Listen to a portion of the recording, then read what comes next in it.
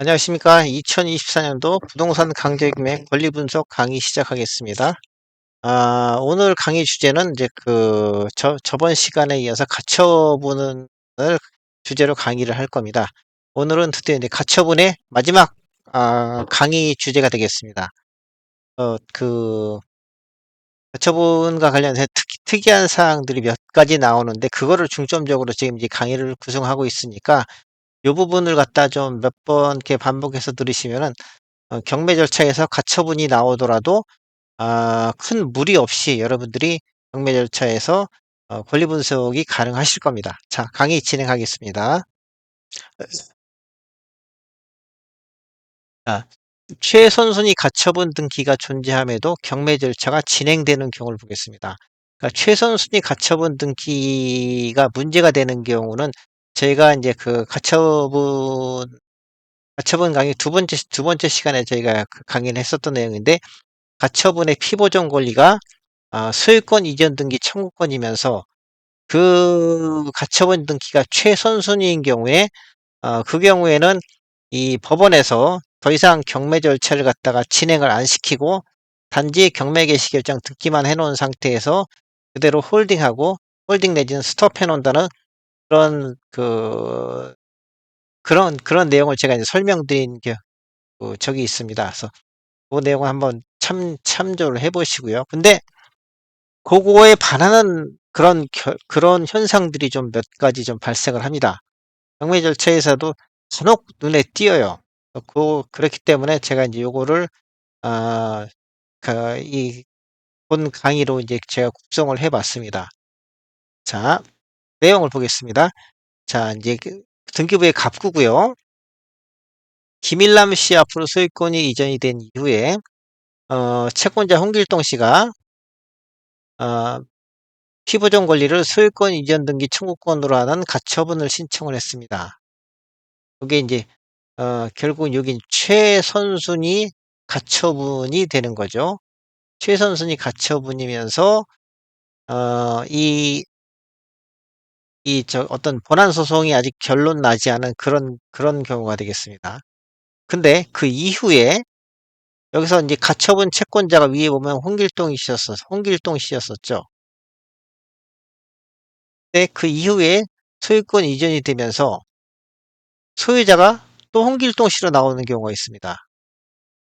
근데 그 등기 원인을 보니까 2022년 6월 5일자 매매로 돼 있습니다.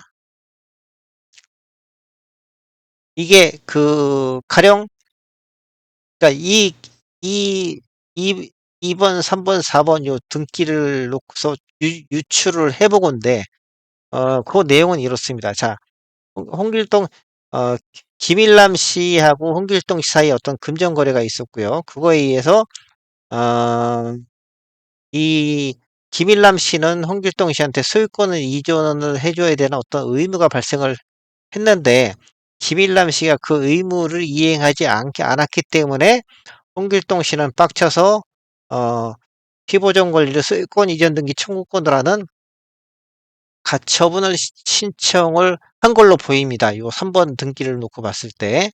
근데 그 이후에 소송을 통해서 이걸 갖다가 어떤 소유권을 갖다 이전받은 게 아니고, 홍길동 씨가 매매에 의해서 김일남 씨로부터 매매에 의해서 소유권을 이전받았습니다. 요 경우는 유출을 해보건데, 이런 경우가 가끔 나오는데, 가령 이런 경우입니다. 자, 이제, 홍길동 씨하고 김일남 씨하고 이제 가처분 이후에, 분한 소송을 갖다가 아마 피 터지게 벌였을 거예요.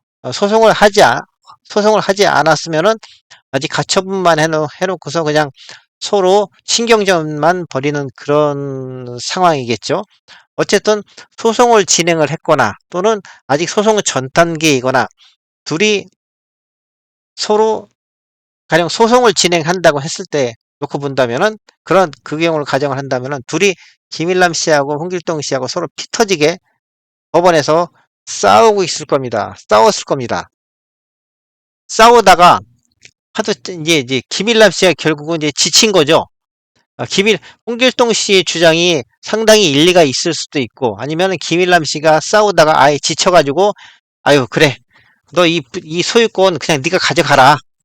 그러니까 소송을 통해서 소유권을 이전을 해준 게 아니고, 단순히 김일남 씨와 홍길동 씨가 또 다른 어떤 매매 계약을 체결을 해가지고서, 소유권이 홍길동 씨한테 넘어온 겁니다. 그렇게 되면은, 홍길동 씨 입장에서는 자신의 목적인, 가처분의 목적인 소유권 이전 등기를 김일남 씨로부터 받은 거잖아요. 그렇기 때문에 이렇게 되면은 이 소송은 아마도 더 이상 진행을 안 할 거예요. 이 가처분에 기한 어떤 본안 소송은 더 이상 진행을 안 할 겁니다. 그러면 홍길동 씨 입장에서는 이미 자신의 목적을 갖다가 비록 다른 방법이긴 하지만 소송을 통한 방법이 아닌 다른 매매에 의한 방법이지만 어쨌든 소유권을 취득을 했습니다. 그러면은 이 가처분은 홍길동 씨가 스스로 이렇게 지워주는 게 맞는데 지우지 않는 경우가 종종 있습니다.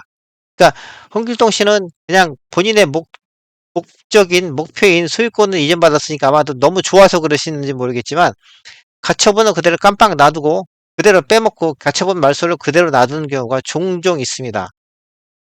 이 경우에 즉 채권자 홍길동 씨와 새로운 소유자 홍길동 씨가 이게 동일인이죠.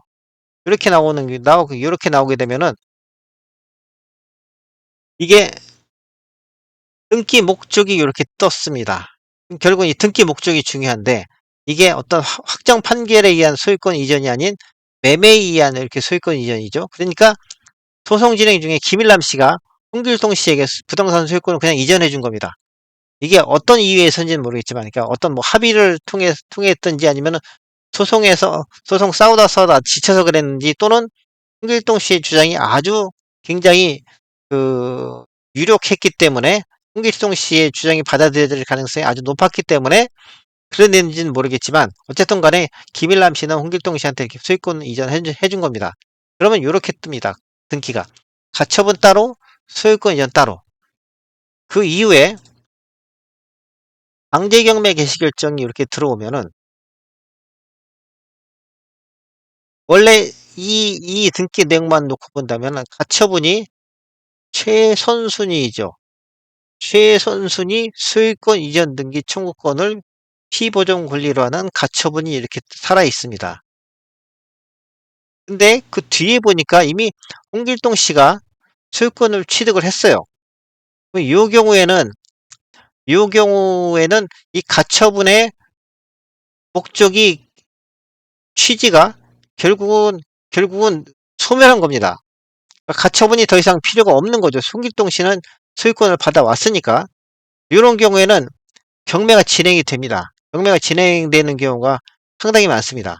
법원에서 판단해보고 이거는 홍길동 씨 가처분권자인 홍길동 씨가 소유권을 이전받았기 때문에 요 3번 가처분 등기는 비록 말소는 안 됐지만 사실상 가처분의 목적을 달성을 했고 요 효력이 사실상 사라졌다. 이렇게 판단을 하는 겁니다. 이렇게 되면은 자꾸 3번 가처분 신청이 매매를 원인으로 소유권 이전 등기를 완료하고 경매가 개시된 경우입니다. 이 경우에는 어떻게 법원에서 처리하냐면은 원칙적으로 가처분 등기는 인수하는 조건으로 매각을 합니다. 그러니까 요 가처분 등기를 갖다가 경매에서 낙찰을 통해서 경매에서 낙찰 이후에 잔금 납입을 통해서 요 등기를 말소시킬 수 있는 방법은 없습니다.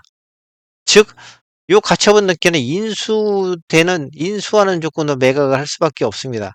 그러면 원래는 이런 가처분이 있는 경우에는 더 이상 경매 절차를 진행 안 한다고 하는 게 저희가 처음 가처분 강의 시작하면서 말씀드렸던 내용인데 굉장히 특이하게 이렇게 홍길동 씨로부터 또다시 홍길동 씨로 이렇게 바뀌었죠. 이런 경우에는 매각물권 명세서에 가처분권자가 현재의 소유자임 이렇게 특기사항을 답니다. 특기사항을 매각물권 명세서에 집어넣습니다. 그리고 나서 경매를 진행을 합니다. 그러니까 법원 입장에서는 이런 경우에까지도 최선 순위 소유권 이전 등기 청구권의 어떤 가처분이라고 인정을 하질 않지만 하질 않아서 경매는 진행을 하지만 이 가처분이 매각 이후에 잔금 납부로 인해서 자동적으로 소멸되는 그런 처분에는 들어가질 않기 때문에 이렇게 멘트를 달아놓는 겁니다. 가처분권자가 현재의 소유자임 해가지고서 이 상태대로 경매를 진행을 합니다. 그러면 낙찰받은 사람은 이 가처분 등기는 그대로 인수를 해요. 인수를 합니다. 그렇지만 그 이후에 이 가처분 채권자인 홍길동 씨를 상대로 가처분 말소 소송을 갖다가 제기해가지고서 이 가처분의 목적이 달성이 됐다면 홍길동 씨는 이 가처분을 갖다가 풀어줄 수밖에 없습니다. 만약에 안 풀어주고 땡깡을 부린다, 버틴다, 나중에 소송을 통해서 이 낙찰자의 소송 비용까지도 물어주게 됩니다. 그렇기 때문에 이 가처분권자 홍길동 씨는 어, 더 이상 버틸 수가 없게 되는 겁니다. 그래서 이런 경우에는 경매를 진행을 합니다.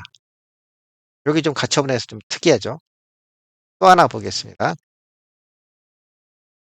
이번에도 가처분 등기가 들어왔고요. 그러니까 김일남 씨가 소유권을 취득한 이후에 홍길동 씨가 가처분을 신청을 했습니다. 이번에도 피보전 권리는 소유권 이전 등기 청구권입니다.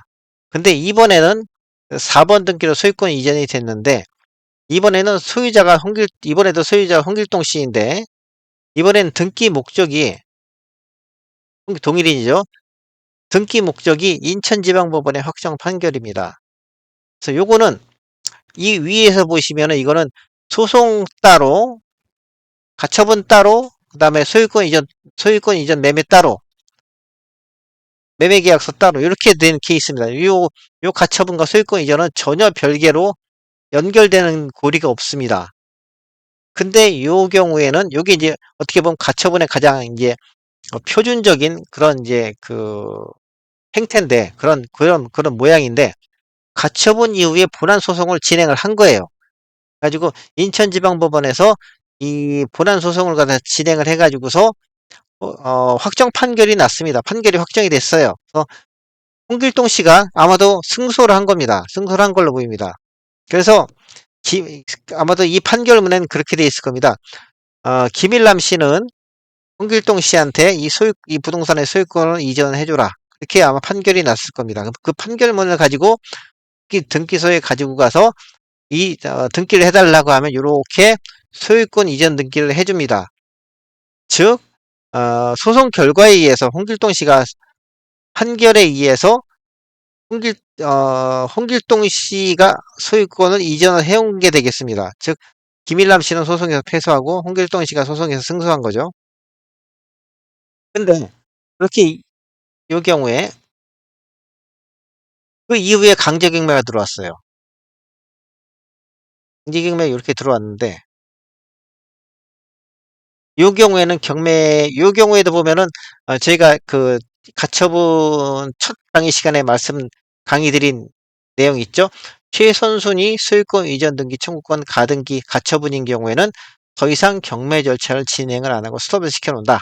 근데 이 경우에는 홍길동 씨가 가처분 채권자였다가 그분이 판결에서 승소를 해가지고 소송에서 승소를 해가지고 홍길동 씨 앞으로 소유권이 이전이 됐습니다. 이런 경우에는 가처분의 목적이 달성이 된 거예요. 그러면은 이 경우에는 원래 홍길동 씨가 이렇게 소유권을 이전받은 이후에 이 가처분을 갖다가 이렇게